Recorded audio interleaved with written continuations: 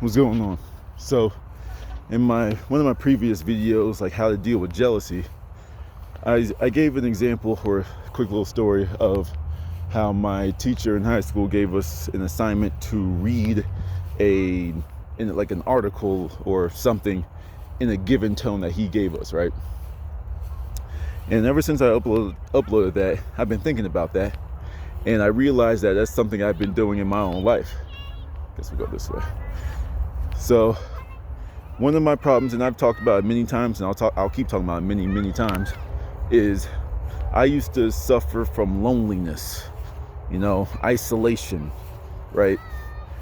I'm always that guy. Like I found myself, I always caused my own problems, but it was necessary for me to grow, if that makes sense for people. When I moved to North Carolina, those are some of the loneliest times of my life. It was weird. There was a lot of stuff hitting me. It's like a weird relationship I was trying to salvage. That was a lot of wasted energy, but hey, you gotta learn. And then, I was trying to get closer to my dad's side of the family, but I really just didn't connect with them at all. It's like I just felt so different from them that it wasn't even like, oh, I'm different, let me just be the different one in the group. It was just like, no, I just feel like I just don't want to be around y'all. It was strange. Then when I got my own place in Charlotte, I was really by myself. I was truly alone now. I was by myself. But I don't want to say alone just yet, but I was still super lonely. I had work, I hated my job, hated my boss, I hated everything. You know what I'm saying? But it was weird. It was a self-perpetuating problem because I hated everyone and I still didn't trust anyone, especially coming from college. I still didn't trust people. I wanted to be by myself. But me isolating myself from people made me feel lonely. But the longer I deal with emotions, it's like it took me a while, but the longer I deal with them, the more I learn from them. And I pretty much graduated from a lower vibration and slowly started working my way up, right? So after a while of being lonely, it's about a solid year. Well, 2 years really. My first year in Denver was still kind of lonely too. After about 2 solid years of just pure loneliness, once again, self-inflicted, but you gotta learn. I upgraded it slightly to alone. Lonely and alone to me have different connotations.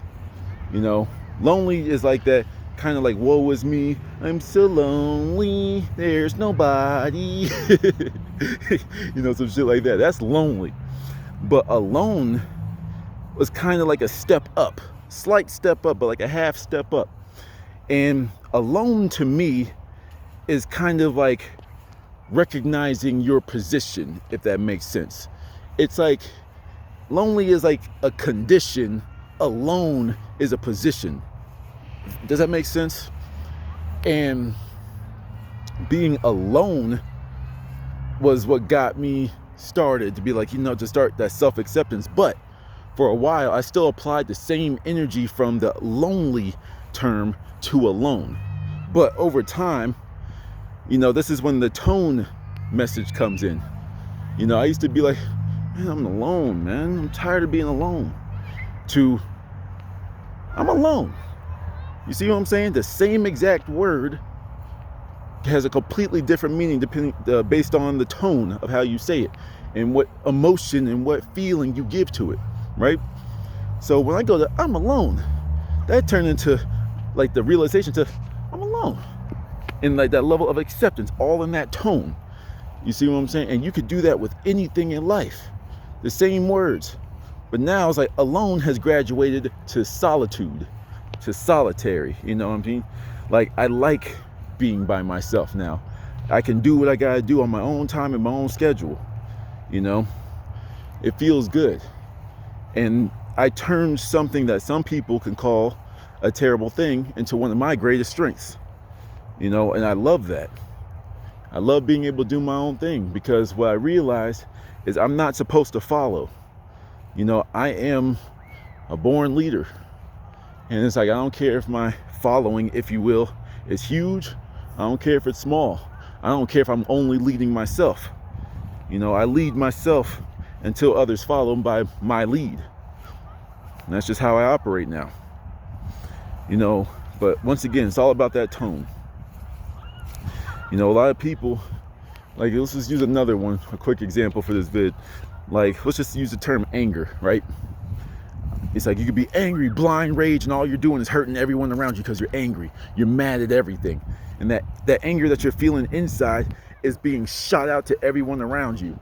And you become a toxic individual because you're just always angry. You're always mad. Who wants to be around you? And that anger pushes people away from you. So you're angry again that people don't want to hang out with you, hypothetically speaking. But what happens when you give it a good tone? It's like, I'm angry, or I'm angry. Once again, it becomes a condition and a position just off of your tone. Because if you say I'm angry, that's like something in your head has now like took a slight step out, and you can look at yourself and be like, I'm angry. What's causing me to live like this? What's causing me to think like this? And now angry becomes a pin on the map. I'm angry, but what can I do to move myself from this situation? Where's my next destination? And you set another pin for calm, for happy, for joyful, whatever that is. So I hope that made sense. I'm just doing my little walk and talks, but I've just been thinking about that lately, and I thought maybe that could help somebody. So till next time.